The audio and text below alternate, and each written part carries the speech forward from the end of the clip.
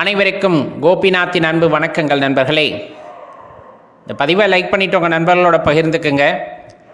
அனைவரும் பயனடையட்டும் அப்படின்னு தான் கேட்டுக்கிறோம். திருநீர் அப்படின்னு சொல்லக்கூடியது ரொம்ப அற்புதமான மருந்து அப்படின்னு சொல்லலாம். வாழ்க்கையோட தத்துவத்தை அனைவருக்கும் எடுத்து கூறுகின்ற ஒரு ரகசியம் அப்படின்னு சொல்லலாம். இந்த மாதிரி அதோட அருமை பெருமைகளை சொல்லிக்கொண்டே போகலாம். இந்த திருநீர் செய்வதற்கு முறை இருக்குது. சைவ சமயத்தில் அதை குறிப்பிட்டு சொல்லுவாங்க. அது ஒரு புறம் இருந்தாலும் இந்த திருநீரை யார்கிட்ட வாங்கணும், அதை எப்படி பயன்படுத்தணும் அப்படிங்கிற விஷயத்தை ரொம்ப தெளிவாக பார்த்துடலாம். எப்போவுமே சொல்கிறது, இந்த மகான்கள் கையில், சிவபக்தியில் சிறந்தவர்கள் கையில், ஞானமடைந்தவர்களின் கைகளால் அந்த திருநீரை வாங்கி பூசிக்கொள்ளும் பொழுது கண்டிப்பாக அவர்களுடைய தவப்பலனில் கொஞ்சமாவது நமக்கு வந்து சேரும் அப்படிங்கிறத தெரிஞ்சுக்குங்க. அதனால தான் மகான்கள் ஆலயத்துக்கு போகிறது, மகான்களையெல்லாம் பார்த்தால் சாஷ்டாங்கமாக வணங்கிவிட்டு அவர்கள் கையால் விபூதி வாங்கி தரித்து கொள்வது அப்படிங்கிற பழக்கத்தை நமது முன்னோர்கள் வைத்திருந்தார்கள். குருவிடமும் அப்படித்தான். குரு அப்படிங்கிறவர் நமக்கு சகலத்தையும் போதிக்கக்கூடியவராதலால் அவர் கைகளால் வாங்கி கொள்ளலாம். நல்லவர்கள் கையிலிருந்து அந்த திருநீரை வாங்கி பூசிக்கொள்ளும் பொழுது அந்த குணமானது நமக்கு வந்து சேரும் அப்படிங்கிறத தெளிவாக தெரிஞ்சுக்குங்க. அவர்களோட ஆசீர்வாதமும் சேர்ந்து வரும். இப்போ சிவாலயத்துக்கு போகிறோம், சிவாலயத்தில் விபூதி கொடுக்குறாங்க. இப்போ கொடுக்குறாங்கன்னா நம்ம என்ன பண்ணுறோம், வாங்குகிறோம், வாங்கிட்டு நெற்றியில் பூசிக்கிறோம். பூசினதுமே என்ன பண்ணுறோம், மீதியை அங்கே இருக்க தூணில் சுண்ணாம்பு அடிச்சுட்டு வந்துடுறோம். சுண்ணாம்பு மாதிரி அங்கே பூசிட்டு வந்துடுறோம். நிஜமாலுமே இது செய்யத்தகுந்த செயலா அப்படின்னு யோசித்து பார்த்தா செய்யக்கூடாத பெரிய தவறுனா இது. செய்யக்கூடாத பெரிய தவறுனா இதுதான். சிவாலயத்திலே தரப்படுகின்ற அந்த திருநீர் அப்படின்னு சொல்லக்கூடியது அரும்பெரும் மருந்து. சொல்லப்போனால் அது பெரிய மருந்து. உடல்நிலை சரியில்லாத காலங்களில், மனதில் குழப்பம் இருக்கின்ற காலங்களிலெல்லாம் அதை எடுத்து அணிந்து கொள்ளும் பொழுது கண்டிப்பாக ஒரு தெளிவு அப்படிங்கிறது உங்கள் மனதில் பிறக்கும். உடலில் இருக்கின்ற சோர்வு நீங்கும் அப்படின்னா அதில் எந்த மாற்று கருத்துமே இல்லை. இதை உணர்ந்தவர்கள் ரொம்ப தெளிவாக அறிந்து வைத்திருப்பார்கள். அவர்கள் அதை வீணடிக்க மாட்டார்கள். கேட்டால் அடுத்து சொல்லக்கூடிய விஷயம் சிவசொத்து குலநாசம் அப்படின்னு சொல்கிறது. இறைவா, அந்த விபூதிங்கிறது மருந்து. அதை நாம் வீட்டுக்கு எடுத்துகிட்டு வரனால அதனால் எந்த நாசமும் விளையப்போவதில்லை. அது உங்களுக்கான மருந்து. உடல் மற்றும் மனப்பிணியை தீர்க்கக்கூடிய மருந்துனா அதை என்னன்னு சொல்லுவோன்னா திருநீர் அப்படின்னு சொல்லுவோம். தாராளமாக வீட்டுக்கு எடுத்துகிட்டு வரலாம். ஏற்கனவே ஆலயங்களில் கொஞ்சமாக தான் கொடுப்பாங்க, சிவாலயங்களில் கொஞ்சமாக தான் கொடுப்பாங்க. ஏன்னா வீணடிச்சிடக்கூடாது இல்லையா, மருந்தெல்லாம் அளவாக கொடுக்கணும் அப்படிங்கிறனால தான் அது அளவாக கொடுப்பாங்க. அதுலேயும் நம்ம ஒரு விரலில் எடுத்து நெற்றியில் ஒரு சின்ன கீற்றாக பூசிக்கிறனால அது இன்னும் அதிகமாக தான் இருக்குது. மீதியைத்தான் அங்கே வச்சுட்டு வந்துடுறோம். இனிமேல் அந்த தவறை பண்ணவே பண்ணாதீங்க. எப்போவுமே சிவாலயங்களுக்கு போகிறீங்க அப்படின்னா முன்னாடியெல்லாம் இந்த பட்டு துணியில் பை வச்சுருப்பாங்க சிவனடியார்கள், சிவபக்தர்கள் எல்லாம். எந்த ஆலயத்திற்கு போனாலும் அங்கே கொடுக்கக்கூடிய விபூதியை வாங்கி தரித்து கொண்டு மீதி இருப்பதை அந்த பட்டு துணியிலே வைத்து கொள்வார்கள். அது எல்லா ஆலயத்தோட திருநீரும் அதில் இருக்கும். இன்றைக்குமே சிவனடியார்கள்கிட்ட போய் ஆசி பெறுகிறீர்கள்னா அவர்கள் அந்த கையில் வச்சுருக்க துணிப்பையிலையோ பட்டு பையிலையோ இருக்கக்கூடிய விபூதியை எடுத்து உங்களுக்கு தரித்து விடுவார்கள். அது மேன்மை பொருந்தியது. அது மேன்மை பொருந்தியது. ஏன்னா எல்லா ஆலயத்தில் இருக்கின்ற ஆற்றல்களையும் அது பெற்றிருக்கும் அப்படிங்கிறத தெளிவாக தெரிஞ்சுக்கணும். அவர்கள் கையால் பூசிக்கொள்ள வேண்டும் அப்படிங்கிறதையும் உணர்ந்துக்கணும். பூசும்போது இந்த மோதிர விரலில் எடுத்து பூசுகிற பழக்கம் எல்லாத்துக்கும் இருக்குது. அது பரவலாக போதும் அப்படின்னு நினைக்கிறவங்களுக்கு. நல்லா தரிக்கணும்னு நினச்சோம்னா ஆள்காட்டி விரல், நடுவிரல், மோதிர விரல் 3 விரல்லையும் அந்த திருநீரை எடுத்து அதை நெற்றி நிறைய பூசிக்கணும். நெற்றி நிறைய பூசிக்கணும். உடலில் பூசுவதற்கான இடங்களும் உண்டு. அந்த மாதிரி பார்த்தோம் அப்படின்னா தலையோட மத்திய பகுதியில், நெற்றியில், கழுத்தில், நம்ம மார்பில், தொப்புளுக்கு மேலே, இடது கை, அதே போல் வலது கை, இந்த மாதிரி உடல் அங்கங்கள் எல்லாம் பூசிக்கொள்ளக்கூடிய இடங்கள் குறிப்பிட்டு சொல்லப்படும்.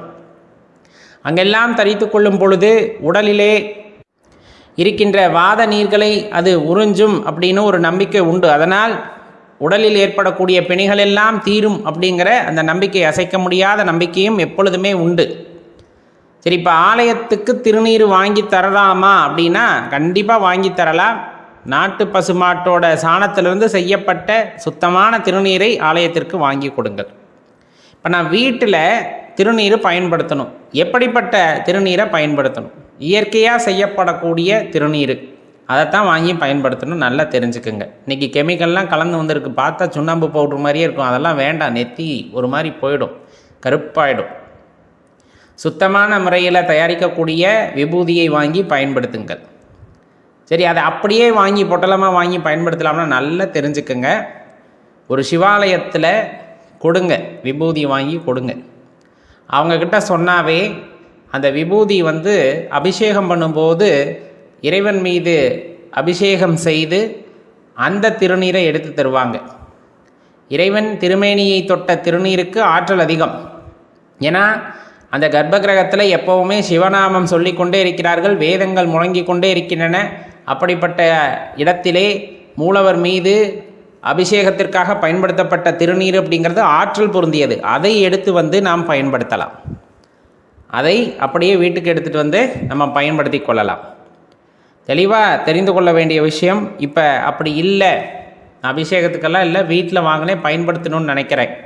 என்ன பண்ணலாம் அப்படின்னு பார்த்தீங்கன்னா, வாங்கி வீட்டில் கண்டிப்பாக சிவபெருமானோட படம் இருக்குது அப்படிங்கும்போது அதுக்கு முன்னாடி ஒரு காப்பர் தட்டு இருக்கான்னு பாருங்கள். அந்த தட்டு இருந்ததுன்னா அதில் அப்படியே அந்த திருநீரை பரப்பி விட்டு அதில் பஞ்சாட்சர மந்திரத்தை எழுதுங்க.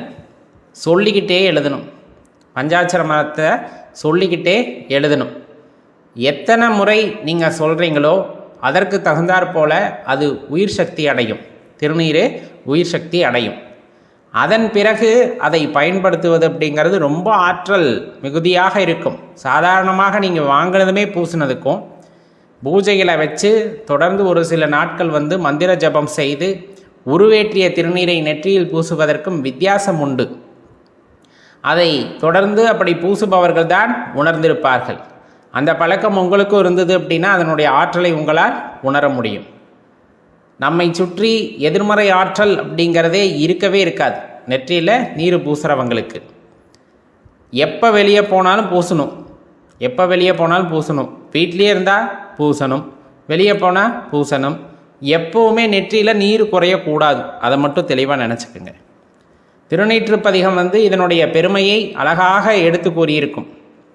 மந்திரமாவது நீர், வானவர் மேலது நீர், சுந்தரமாவது நீர், துதிக்கப்படுவது நீர், தந்திரமாவது நீர், சமயத்தில் உள்ளது நீர், செந்தூர்வாய் உமைவங்கன் திருஆலவாயன் திருநீரே அப்படின்ட்டு ஞானசம்பந்த பெருமான் அதை போற்றி பாடியிருப்பார். இன்னும் நீற்றுடைய பெருமையை பாடாதவர்கள் பாக்கி இல்லை. எல்லாருமே இதை போற்றி பாடியவர்கள்தான். இது சைவ சமயத்துக்கு அப்படிங்கிறதோடு மட்டுமல்லாமல் உலகத்திலே வாழக்கூடிய அனைத்து மக்களுக்கும் நோய் பிணிகளை தீர்க்கக்கூடிய அருமருந்தாக விளங்குகிறது அப்படின்னா அது மிகையாகாது. அப்படிப்பட்ட திருநீரை வாங்கி சிவாலயத்திலேயே வச்சுட்டு வந்துடாதீங்க அப்படிங்கிறதான் ஒரு விண்ணப்பமாக உங்களிடம் கேட்டுக்கொள்கின்றோம். மறக்காமல் இந்த பழக்கத்தை ஏற்படுத்திக்குங்க. போகும்போது ஒரு பட்டு துணியால் நெய்யப்பட்ட அந்த பையையோ அல்லது நம்ம பருத்தி துணியால் செய்யப்பட்ட பையையோ கொண்டு போய் அதில் அந்த திருநீரை வாங்கி சேகரித்து வச்சுக்குங்க. அதுதான் சிறப்பாக இருக்கும். திருநீருக்கு உயிர் சத்து பொருட்கள் எல்லாம் சேர்ப்பாங்க. நிறைய செய்யும் போதே நிறைய உயிர் சத்து பொருட்களை எல்லாம் சேர்க்கும் பொழுது அது இன்னும் அதீத ஆற்றலை பெறும் அப்படின்னு சொல்லப்படும். இப்போ இறைவன் மீது எல்லாத்துக்குமே பக்தி இருக்குது, பாசம் இருக்குது, அன்பு இருக்குது. ஆனால் எல்லாருமே இறைவனின் திருப்பாதத்திற்கு செல்வதில்லையே. ஒவ்வொரு விதமாக பக்தி செலுத்துகிறாங்க. இந்த மோட்சம், முக்தி இதெல்லாம் யாராச்சும் ஒருத்தருக்கு தானே கிடைக்குது இல்லையா? அப்போ அதற்கு என்ன செய்ய வேண்டும் அப்படிங்கிற விஷயம் இருக்குது. இப்போ நம்ம பூந்தோட்டம் இருக்குது. பூந்தோட்டத்தில் பூக்கள் நிறைய பூத்து குலுங்கிட்டு இருக்கும். அந்த பூக்களுக்கான ஆயுட்காலம்னு பார்த்தா 1 நாள் இல்லை 2 நாள். இப்போ இதில் எல்லா பூக்களையும் பறிக்கின்றோமா அப்படின்னா கிடையாது. சிலது ரொம்ப உச்சியில் இருக்கும், சிலது ரொம்ப காஞ்சு போன மாதிரி, வாடி போன மாதிரி, சிலது கீழே கிடக்கும். அப்படிப்பட்ட பூக்களை நாம் இறைவனுக்காக எடுப்போமா அப்படின்னு கேட்டால் கிடையாது. சரி, இறைவனுக்காக தேர்ந்தெடுத்து பூக்களை பறிக்கின்றோம். பறிக்கும்போது சில இதில் காம்பு அடிபட்டு போயிடும், சில இதில் அந்த கட்டுவதற்கு ஏதுவாக இருக்காது. அந்த பூக்களை எல்லாம் கழிச்சிடுவோம். கடைசியாக பார்த்தா ரொம்ப உன்னதமான சுத்தமான பூக்களை மட்டும்தான் கட்டி இறைவனுக்கு சமர்ப்பிப்போம். அதே போல தான் பல உயிரினங்கள் இங்கே இருக்கலாம், பல உயிரினங்கள் இங்கு இருக்கலாம். மனிதர்களாக கூட நாம் பிறவி எடுத்திருக்கலாம். மனிதர்களாக பிறந்த எல்லாத்துக்குமே இறைவனின் பாதத்தை சென்றடைந்து விடக்கூடிய பாக்கியம் இருக்கிறதானா? கிடையாது. நம்ம ஏற்கனவே பார்த்த மாதிரி பூக்கள் எது தகுதியான பூக்களோ அதுதான் இறைவனின் பாதத்திற்கு சென்றது போல, மனிதன் தன்னை தகுதியானவனாக மாற்றிக்கொண்டான் அப்படிங்கும்போது அவனுக்கு இறைவனின் பாதத்தை சரணடையக்கூடிய வாய்ப்பு அப்படிங்கிறது கிடைக்கும். இப்போ நம்ம மனசு ரொம்ப சுத்தமாக இருக்குது அப்படிங்கும்போது, இது நிறைய பேத்துக்கு பிரச்சனை இங்கே தான் வரும். மனசு அப்படிங்கிற ஒரு விஷயத்தில் தான் நம்ம அடிபட்டு போய்ட்றோம். ஏன் இப்படி சொல்கிறோன்னா, மனது ரொம்ப சுத்தமானது. பிறக்கின்ற குழந்தைக்கு மனது இருந்தது, ஆனால் அதில் எந்த கள்ள கபடம் இது எதுவுமே கிடையாது. வஞ்சனை கிடையாது, கோபம் கிடையாது, பொறாமை எதுவுமே கிடையாது. ரொம்ப சுத்தமான மனதாக இருந்தது. அதனால தான் குழந்தையும் தெய்வமும் ஒன்று அப்படின்னு சொல்கிறாங்க. ஆனால் வளர வளர அந்த மனதுக்குள்ள தேவையில்லாத எண்ணங்களை எல்லாம் ஏற்றி வச்சு நம்ம ஒரு காலகட்டத்தில் அதை அசுத்தப்படுத்திடுறோம். இப்போ நம்ம மனசு எப்படி இருக்கோ அப்படித்தான் இந்த புற உலகம் இருக்கும். ஒருத்தர் அன்பு நிறைந்தவராக காணப்படுகின்றார் அப்படிங்கும்போது அவர் இந்த உலகத்திலே எந்த இடத்துலையும் குற்றம் குறையை கண்டுபிடிக்க மாட்டார். அன்பு நிறைந்த மனிதர்கள், அன்பு நிறைந்த உயிரினங்கள் எங்கே இருக்கிறது அப்படிங்கிறது மட்டும்தான் ஒரு பார்வைக்கு தெரியும். உங்களுக்கு கூட அப்படி இருக்கலாம். உங்கள் மனது ரொம்ப சுத்தமானதாக இருக்கிறது, ரொம்ப அன்பு பொருந்தியவராக நீங்கள் இருக்கிறீர்கள் அப்படின்னா உங்கள் கண்களுக்கு படுபவர்கள் எல்லாமே எப்படிப்பட்டவர்களாகத்தான் இருப்பார்கள்? அன்பு நிறைந்தவர்களாக, நல்லவர்களாகத்தான் உங்கள் கண்களுக்கு தெரிவார்கள். இன்னும் கொஞ்சம் இந்த சமுதாயத்தில் தீய குணம் இருப்பவர்கள் இருந்தாலுமே கூட அவர்களை பற்றி நாம் கவலையும் பட மாட்டோம். அவர்கள் நம் கண்களுக்கும் தெரிய மாட்டார்கள். இன்னொன்று, அவர்கள் பண்ணக்கூடிய சின்ன சின்ன தவறுகளும் நாம் பெரிதாக பொருட்படுத்த மாட்டோம். காரணம், நம் உள்ளமானது, நம் மனதானது தெளிவாக இருக்கிறது. அந்த தெளிவான மனதினால் நாம் பார்க்கின்ற எல்லாமே தெளிவானதாகவே இருக்கும். நாம் நல்லவர்களாக இருக்கின்றோம், நம் மனது நல்லவற்றை நாடுகிறது. அப்படிங்கும்போது நாம் பார்ப்பது மட்டுமல்ல, நம்முடன் பழகுபவர்களும் அதுபோல்தான் இருப்பார்கள். இது இறைவன் கொடுத்த வரம். இதை நீங்கள் எப்போவுமே மனதில் வைத்து கொள்ள வேண்டும். எப்போது நாம் குற்றம் குறைகளை தேடி கண்டுபிடிக்க ஆரம்பிக்கின்றோமோ அப்பொழுதே என்ன ஆகிவிடுகிறதுனா, நம் மனதில் குற்றம் குறை நிறைந்து விட்டது அப்படிங்கிறது அர்த்தமாகிடும். பிறரிடம் யார் குற்றத்தை கண்டுபிடிப்பார்கள் என்றால், அந்த குற்றத்தை பற்றி அறிந்தவர்கள், மனதிலே அந்த குற்றத்தால் நிரப்பப்பட்டவர்கள் தான் மற்றவங்க கிட்ட சும்மா குற்றம் குறை கண்டுபிடிச்சிக்கிட்டே இருப்பாங்க. அப்போ நம்ம அப்படிப்பட்டவர்களாக இருப்பதற்கான வாய்ப்பு இல்லை. பெரும்பாலும் ஆன்மீகத்தில் இருப்பவர்கள் மனம் தெளிந்திருக்கிறார்கள் அப்படின்னா அந்த மனது முழுவதுமே அன்பு நிறைந்திருக்கும். அவர்கள் பார்ப்பவர்கள் எல்லாம் அன்பு வயப்பட்டவர்களாகவே காட்சி தருவார்கள். அப்படிப்பட்டவர்களாகத்தான் நீங்களும் இருப்பீர்கள் என்று அடியேன் கருதுகின்றேன். இந்த உடல், உயிர், இந்த ரெண்டு விஷயம் இருக்குது. இந்த உயிர், இந்த உடலுக்குள் இருக்கின்ற ஆன்மா, எது முக்கியம் அப்படின்னு கேட்டால் உள்ளே இருக்க ஆன்மாவை தான் நம்ம பெருசாக சொல்லுவோம். அது இறைவனுக்கு ஒப்பானது. இறைவன் தானே உள்ளே இருக்கின்றார், அப்போது அதுதானே முக்கியம், இந்த உடல் தேவையில்லையே அப்படின்னு நினைப்போம் இல்லையா?